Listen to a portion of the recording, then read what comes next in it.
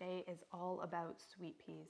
Sweet peas are actually really easy to germinate, almost too easy, bit of false confidence right at the beginning, but they can be a bit tricky, especially in our Southern Ontario climate. So I finally cracked the code after many years of trying, and I'm going to share you everything that I have learned over the last few years with growing sweet peas so that you can grow this beautiful classic cutting flower in your own garden. So sweet peas have a lot of information out there, and sometimes I worry that I'm just adding to that noise. So this video is really specific to Southern Ontario gardeners because of our climate. A lot of information out there about sweet peas is either coming from UK, otherwise they're coming from America, a lot of times the Pacific Northwest, and they have vastly different climates than what we have here in Southern Ontario. They have a much more moderate temperature. Their season of spring seems to just be spread out a lot longer. Where in Southern Ontario, we go from a crazy winter where it's still deep cold, snow, frost, biting winds, oftentimes really frozen, soggy soil, so the ground isn't even dried out enough to be able to do much with, right into like the heat of summer with the intensity that you want to be planting out your peppers and your tomatoes in.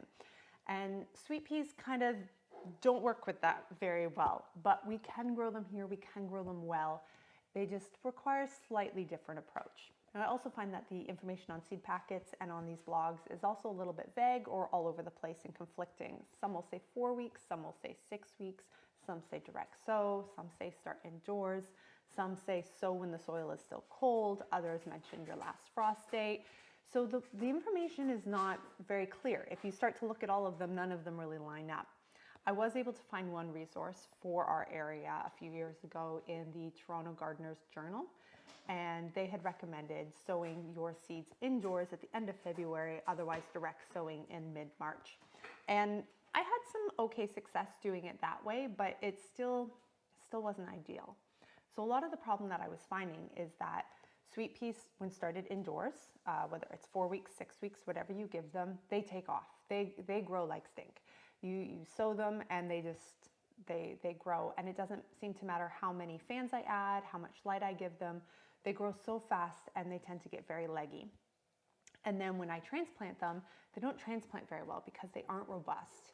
And the ones that do make it and do get transplanted, what I was finding is once the heat of June started to hit, the tops would still look luscious and lovely, and the bottom parts would start to get brown and shriveled up and dry out, and then of course the whole rest of the plant would follow. And it was suffering from that heat. Yet they need heat. They need that heat in order to get them to bloom. They'll be blooming in June and July in an ideal circumstance, but it kept killing them for me. So even when I thought I had finally gotten them all the way to that point, they still weren't making it. So the end of result was, of all the seeds I was sowing, either the majority wouldn't germinate, or they would germinate but they wouldn't transplant, or they would transplant but then they would fizzle out on me when the heat finally hit. And if I had any that actually grew to give me blooms, it was these puny little 1 or 2 shoots, and it wasn't what I would consider a success until last year. And last year was when I realized that sweet peas like to grow cold, and that's where I was going wrong.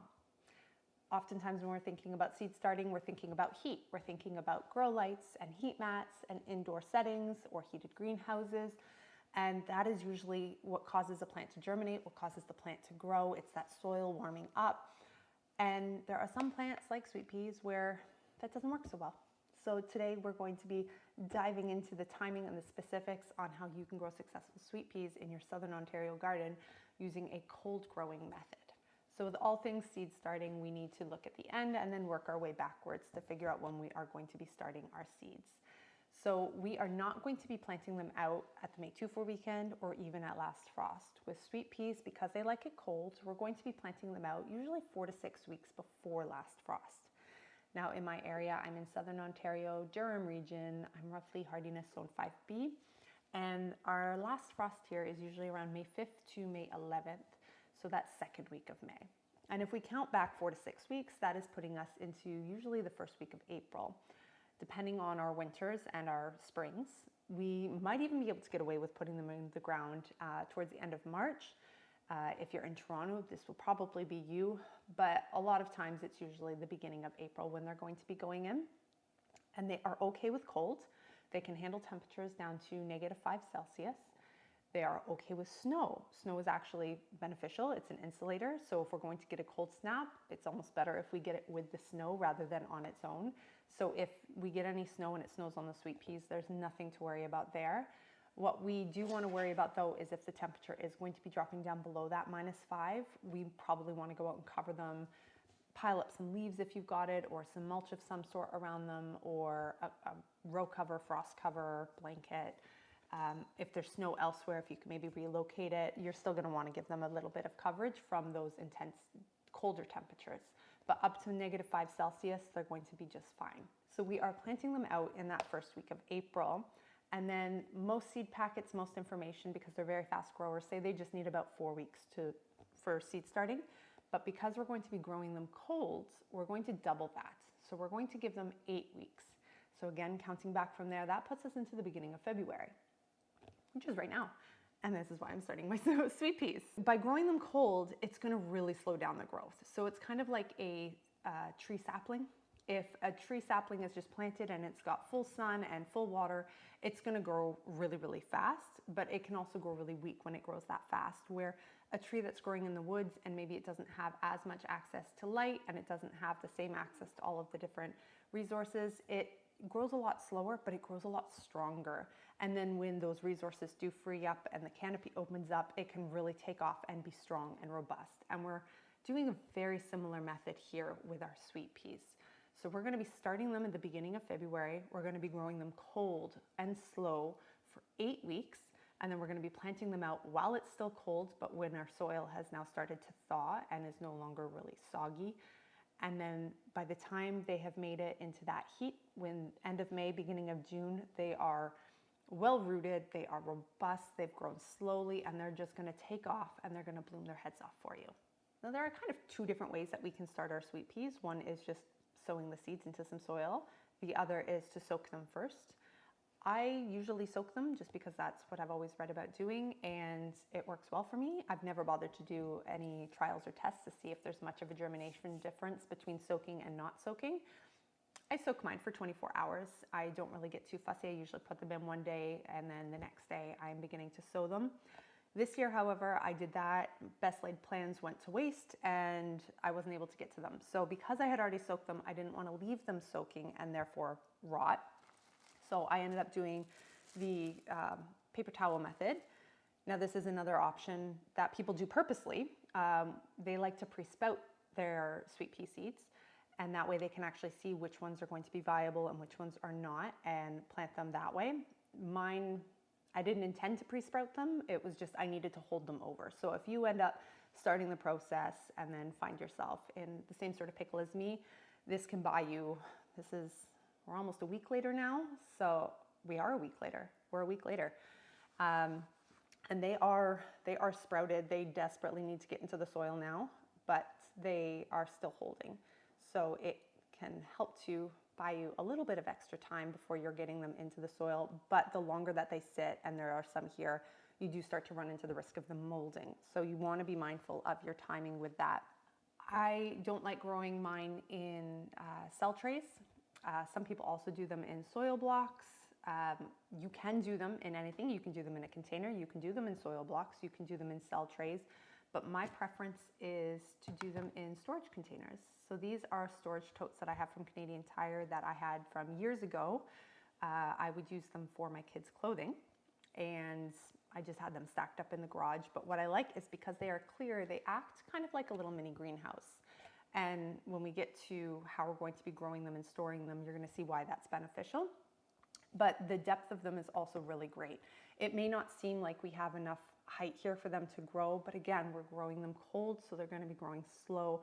And this height is not going to be an issue for a very, very long time. So this has worked really, really well for me so far.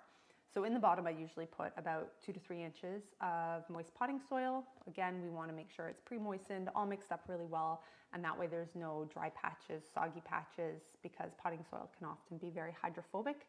So you want to really mix it around and get that set up.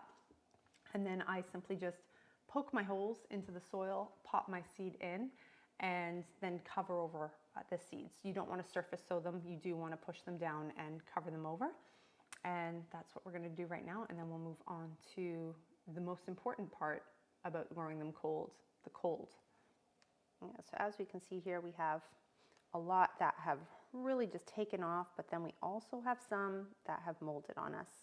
So the ones that have some pretty bad mold, I'll probably just skip, especially if they've shown no signs of cracking. If they've got some that look like they're going to sprout anyway, I might still plant them. But this is also good practice for seeing which ones are going to be viable. So in here, I'm simply poking my finger in. I find that at least my size fingers end up being a really good size for the sweet pea seed, especially once they've got their little roots and growth coming out. Let go of the paper towel. I'm just going to simply pop them into their hole. Trying to be gentle. The problem is the farther gone they are, the more growth they have, the harder it is to fit them into that little hole. It's much better when they're at this little stage where they're just starting to crack out, because then you can drop them right in and it doesn't matter. But when they've got these big gangly horns, it becomes a little bit trickier to get them into their final spots.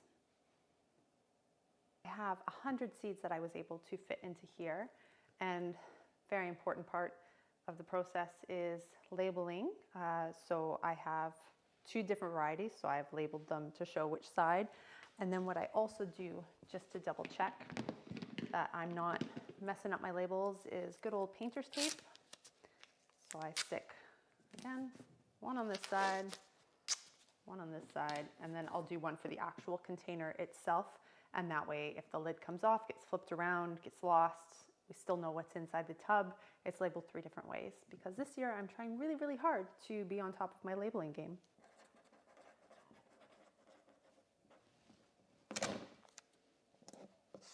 Okay, so we have our sweet peas planted, labeled, and now comes the matter of location. Location, location, location.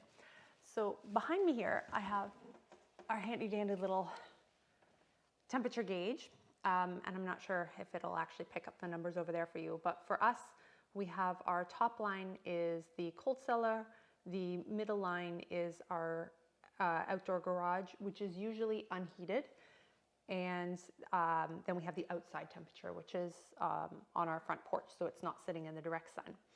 And in a perfect setting, I would say that our cold cellar actually has the best conditions for growing sweet peas. It's usually consistently around 5 degrees Celsius, and it stays pretty consistent at that. It doesn't have any crazy temperature dips. The problem I have with my cold cellar is that would require me to invest in grow lights. I already have lots of shelving in there for just storage purposes that I could make use of, but I don't have a really good source of power in there, and I don't want to be investing in more lights at this point in time, especially for something that's just going to be used for that one crop. I like to have it where it's going to be utilized for a few more things. So I also have an unheated garage that happens to have a lovely south-facing window that I have a bunch of shelves underneath, and that is where I choose to grow my sweet peas. The garage, though, still has a lot of fluctuations with the changing temperature that's outside. So I notice on sunny days it's going to be helping to warm up the garage through that window, and that is going to help keep it at a more reasonable temperature. It also is usually, as the temperature warms up in the morning, the garage is a little bit slower to warm up as the heat of the day gets going, and it will also retain that heat for a little while after the sun is setting. So it has its own characteristics in that space that I've been able to gauge with having the thermometer out there. But it was still, if the temperature outside was like -15 at night, the garage is still going to be around -15. There isn't any insulation out there.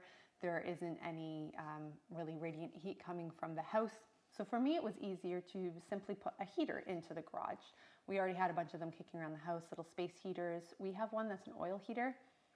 I don't remember the company of it. I can probably look it up though and put a link below. And it has this cool setting on it that is like a frost setting. So if you set it to that one, it's not going to be kicking out a whole lot of heat. What it does is it has an internal thermostat, and it's just keeping it at that freezing level. So it was cool to watch it last night as I was double checking to make sure it was going to actually work.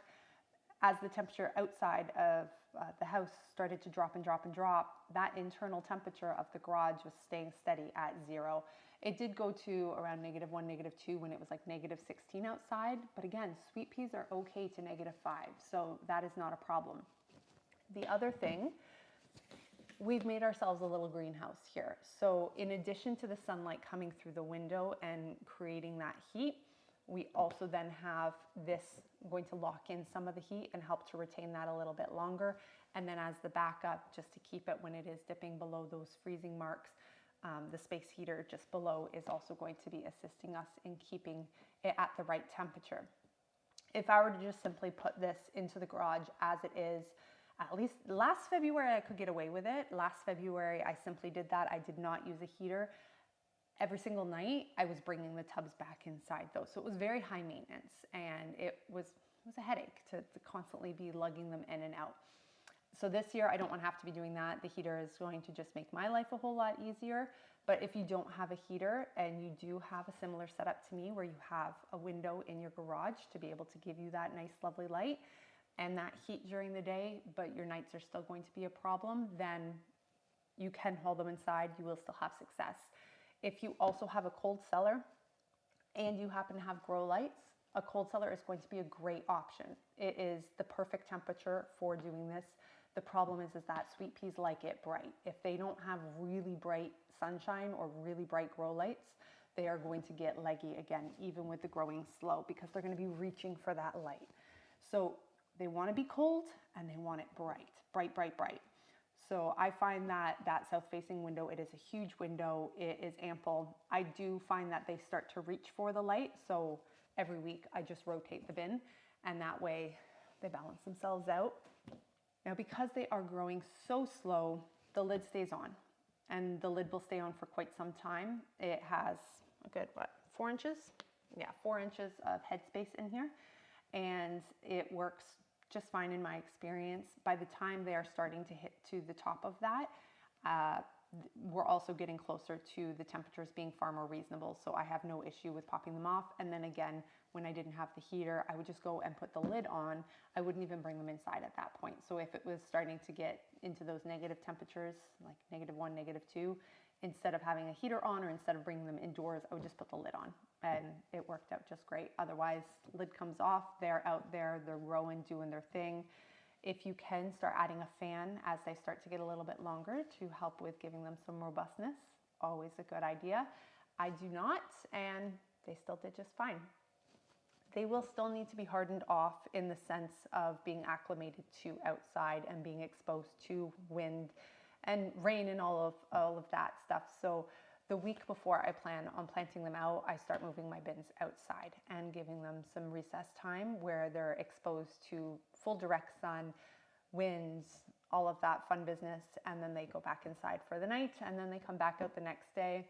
If the weather's going to be really, really crazy, they don't go out that day, and they get planted out in that first week of April, and they do really, really well for me. So I hope that if you have been struggling with sweet peas, that this kind of gives you some ideas and inspiration and answers some questions. If you don't have a greenhouse, if you don't have grow lights, if you don't have all of the crazy additions, but you do happen to have a storage tub and you do happen to have a garage with a window, then you too can also grow some sweet peas in Southern Ontario to completion successfully. Let me know if it works for you, and you can always follow along on our gardening journey and more behind the scenes over on Instagram at Buying Time. Thanks for watching.